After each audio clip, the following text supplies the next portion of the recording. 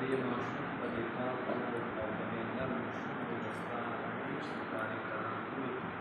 ایازونه به د خپل دربار باندې او مولا د دې قرآن پاک ختم کو رسول سره دا ثوابونه نبي پاک صلی الله علیه وسلم په باندې قبول کړي.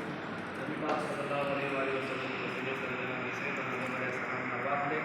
نن ورځې پورې څومره مؤمنین مؤمنات مسلمین سماج او مولا ټولو ته ثوابونه ورسوي. خصوصا بالخصوص مولا د دې ماشوم افغان نیکه ته او تره ته او څومره خویندې خپل خپلوان په دنیا کې مولا ورته ثوابونه ورسوي. مولا د هغو د بخشش ذریعه یې وګرځوي. مولا درجات یې بلند کړي. مولا ټولو مرحومینو ته ثوابونه ورسوي. مولا ټولو قبرونه په باندې منور کړي. جنت د باغچون اعلی باغچو ورته وګرځوي. اهل نظر وسیع و عریض کې ورته مولا قرآن مبارکه سره د ماشوم زندګي په برکت وګرځوي.